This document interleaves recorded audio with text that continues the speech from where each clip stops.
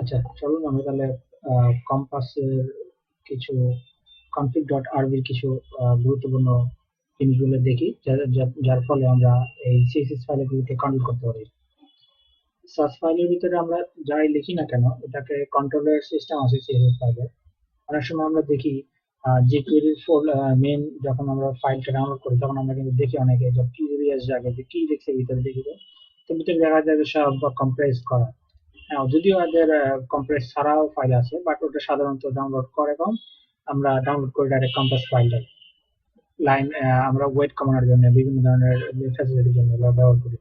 তো কম্প্রেস করা বা এই ধরনের কমেন্ট একাধিক থাকলে সেটাকে রিমুভ করা, বা এটাকে অন্যান্য ফরম্যাটে দেখানো, এক্সপান্ড ফরম্যাটে, তারপরে আরো যে ফরম্যাট গুলো আছে কম্পাসে সাথে সাথে সেগুলো আহ, সেগুলো অ্যাকচুয়ালি আমরা দেখবো। তাহলে চলুন আমরা আগে আমরা কমেন্ট কি করে বন্ধ করে সেটা অন করবো। config.pile দেন এখানে একটা লাইন আছে, যে লাইনটা লিখছে to disable debugging comments that display the original location of your selector। তার মানে ও এই যে original location of your selector, location বলতে কি, এই 10 নাম্বার লাইন হলো এর লোকেশন, এই 1 নাম্বার লাইন হলো এর লোকেশন। তো দেখেন আমাদের প্রথম বডি লাইনটা আছে 1 number line সাস style dot SCSS ফাইলের ভিতরে 1 নাম্বার লাইনে আছে বডি, তার প্রপার্টি বা ভ্যালু আছে রেড। ঠিক তাই আছে, এটা হলো লোকেশন। ওয়ান ওয়ান হলো তার লোকেশন এবং 10 হলো তার লোকেশন।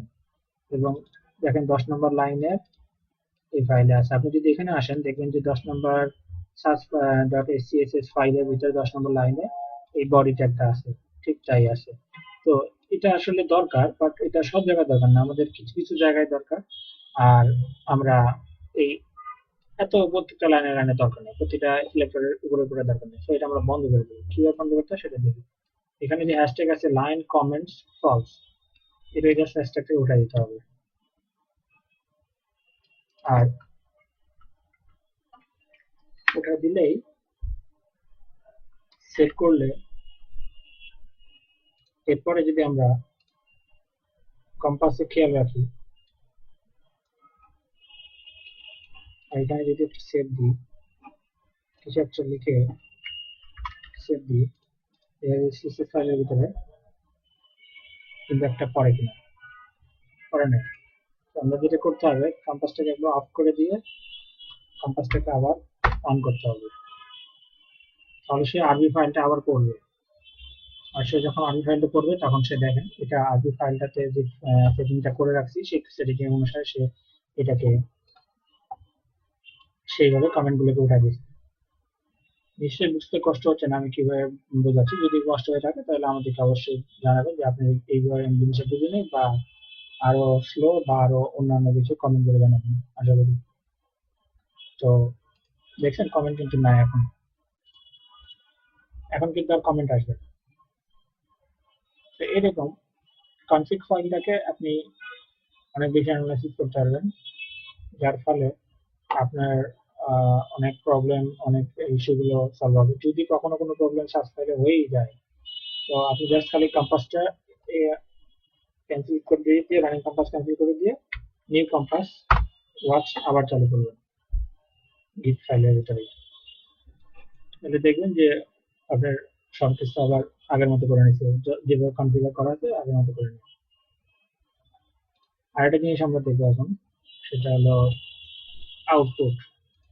বলছে যে you can select your preferred output style ইয়ার, তারপরে কি বলছি, can be overridden by the command line, override করা যাবে by the command line.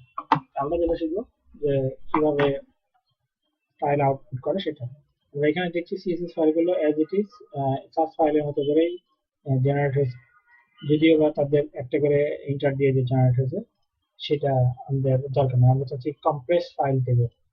Search file আমরা মানে আমাদের সোর্সে দিব না, আমরা যে ফাইলটা দেবো সেটা হলো সিএসএস ফাইল, এবং এই সিএসএস ফাইলটা থাকবে হলো কম্প্রেস করা। তো কম্প্রেস করা কোনো সিএসএস ফাইল যদি আমরা দিতে চাই তাহলে আমাদের যেটা করতে হবে সেটা হলো কম্পাস ইউজ করে আমাদের এই সিএসএস ফাইলকে কম্প্রেস করতে হবে। আউটপুট এই কমেন্টটাকে আমরা আনকমেন্ট করে দিলাম।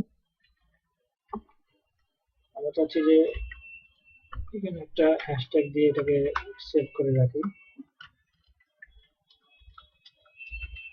এক্সপ্যান্ডে। আর এই কম্প্রেস ফোল্ডারটাকে আমরা নিলাম এখানে, সরি এখানে না দিয়ে এখানে দিতে হবে। দিলে আমাদের এই বাকিগুলো অ্যাকচুয়ালি এটা কমেন্ট হিসেবে থাকলে আর এটা অ্যাক্টিভ থাকলো। আমি বলছি যে আমার যে আউটপুটটা হবে সেই আউটপুটটা যাতে কম্প্রেস হয়ে যায়। এখন এটাকে সেভ দেন, তারপরে style.csv সেভ দিন। দিলে কিন্তু কিছু হবে না। কেন হবে না?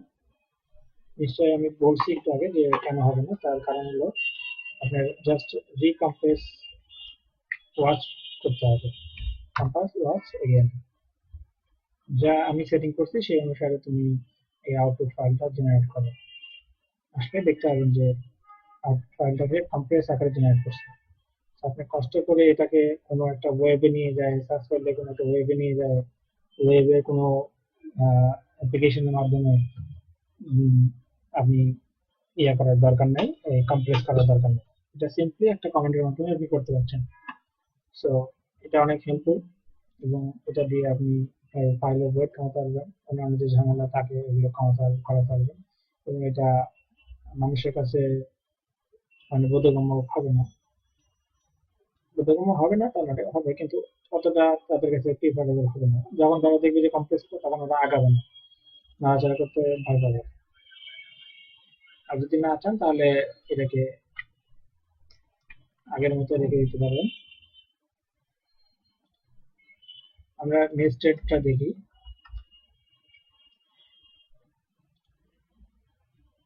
নেস্টেডটা আমরা সেভ করছি, সেভ করলাম, তারপরে এখানে এসে রিফ্রেশ দিলে কোনো কারণ হবে না। সো আমরা আরেকবার কম্পাস ওয়াশ করি, কম্পাস ওয়াশ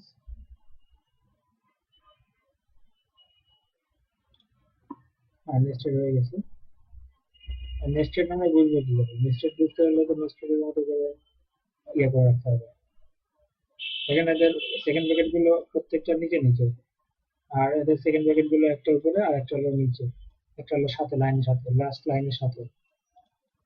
এটা হলো সিএসএস এর একটা স্টাইল। আর একটা স্টাইল এটা হলো প্রথম ব্র্যাকেটটা উপরে থাকে এবং দ্বিতীয় ব্র্যাকেটটা থাকে লাস্ট লাইনের সাথে। এই ধরনের অনেকে নেয়, আবার অনেকে কোনো লাইনে নেয়, এক লাইন করে নেয়। কম্প্যাক্ট কম্প্যাক্টটা ট্রাই করি।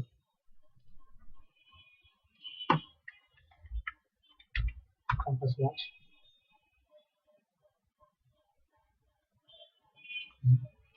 এই যে বডিতে এক লাইনে চলে আসছে। এটা আবার অনেকে লিখে, অনেক পণ্ডিত ব্যক্তিরা আছে যারা এইভাবে লিখে। আমিও এইভাবে লেখা পছন্দ করি, কিন্তু খুব কম লেখা হয়। খুব ছোট ছোট হলে এইভাবে লিখলে ভালোই লাগে, কম লাইনের ভিতরে হলে। কিন্তু আমি এটা সাধারণত লিখি না, আমি সাধারণত এইভাবেই লিখি।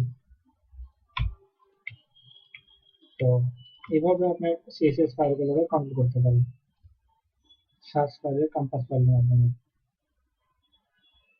আর আপনি যদি এটা প্রয়োজন না হয় তাহলে এক্সপান্ডেড দিয়ে ওকে করে দেবেন, তারপরে কম্পাস ওয়াচ,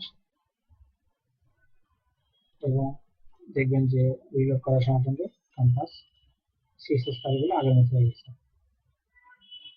আমি কিন্তু সার্চ ফাইলে কিছু করছি না, আমি জাস্ট সেভ দিয়ে এসে এখানে কম্পাস ওয়াচে দিয়ে এখানে দেখতেছি হয়ে যাচ্ছে। তো আশা করি বুঝতে পারছেন কিভাবে সার্চ ফাইলে কোনো কারেকশন করতে হলে কারেকশন ইমপ্লিমেন্ট করতে হয় সিএসএস ফাইলে কিভাবে হয় সেটা হলো নিশ্চয়ই বুঝতে পারছেন। সার্চ ফাইলে যখন কোনো কারেকশন করবেন সেই ইফেক্ট যদি এখানে না পড়ে ইনস্ট্যান্টলি, বা কোনো রকম রিনেম করছেন সেটা যদি সিএসএস ফাইলে যায় না ইমপ্লিমেন্ট হয়, অথবা কোনো সেটিং চেঞ্জ করছেন সেক্ষেত্রে যদি কোনো রকমের প্রবলেম হয়, ইমপ্লিমেন্ট করা যদি না হয়, সেক্ষেত্রে যেটা করতে হয় যে কম্পাসকে ওয়াচে রাখতে হয় এগেন। কম্পাস যখন ওয়াচে দিবেন তখন সে কম্পাস করে কি পুরো সার্চ ডিরেক্টরিটাকে সে পড়ে এবং কনফিগার আরবি এই ফাইলটা ওপেন করে পড়ে এবং যা আছে যেভাবে লেখা আছে সেইভাবে অনুসারে সে সেইটাকে রিঅ্যারেঞ্জ করে। এই হলো যে বিষয়টা, সেটা হলো যে প্রবলেম আইডেন্টিফাই করে প্রবলেম সলভ করা। এই ধরনের প্রবলেম অনেকেই পড়েন। ধরুন আপনি এখানে কোনো ফোল্ডার রাখছেন, এই ফোল্ডারটা আপনি মনে করেন যে থিম সিএসএস ফোল্ডারটা নিছেন, এটা এখানে সিএসএস ফোল্ডারের ভিতরে চলে আসার কথা, তাই না? কিন্তু কি হলো, এখন কিন্তু আসে নাই।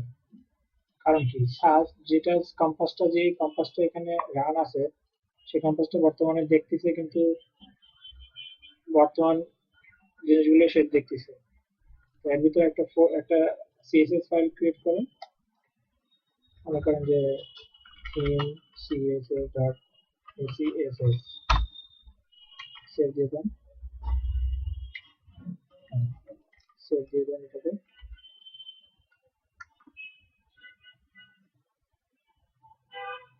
দেখেন সে সিএসএস ফাইল যখন ক্রিয়েট করছি তখন সে ফোল্ডারটা জেনারেট করছে। এবার এখানে কোনোরকম এখানে চেঞ্জ করলে আপনার এখানে চেঞ্জ হয়ে যাবে। তো মেন যে কথা সেটা হলো যে আপনি সিএসএস ফোল্ডারটা খুব বেশি নাড়াচাড়া করতে হবে না, শুধু দেখাশোনার কাজ ছাড়া। বাকি যেটা করবেন, এই সিএসএস ফাইলটাকে আপনি যত বেশি নাড়াচাড়া করবেন যত বেশি সুন্দর করবেন তত বেশি সুন্দর হবে সিএসএস ফাইল।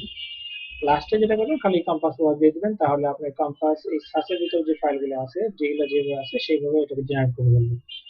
তো এটা নিয়ে টেনশন করার কোনো কারণ নেই যে আপনি সার্চ লিখছেন কিন্তু এটা জেনারেট হচ্ছে না, জেনারেট হলে ইমপ্লিমেন্ট হচ্ছে না, এই ধরনের টেনশন না বলে এটা দেওয়া দরকার নেই। আশা করি আপনারা বুঝতে পারছেন কিভাবে সার্চের ফোল্ডার ফাইল রিনেম থেকে শুরু করে কিভাবে ইয়ে করবেন। আর একটা জিনিস, যদি এমন হয় যে মুভ করানো, যেমন ধরেন এটাকে আপনি বাইরে নিয়ে আসবেন, হ্যাঁ, এটা এই ফোল্ডারে না আগে যে মেন ডিরেক্টরিতে রাখবেন, ধরে নেন যে মেন ডিরেক্টরিতে রাখছেন, তাহলে কি হবে, আর আপনি এই ফোল্ডারটা ধরেন আপনি ডিলিট করে দিন, সেম জিনিস, কোনো সমস্যা নয়, একই হবে, একই জিনিসই হবে। তবে দেখলে বুঝতে পারবেন। এক সেকেন্ড, আমার এটা মনে হয় হ্যাং করছে।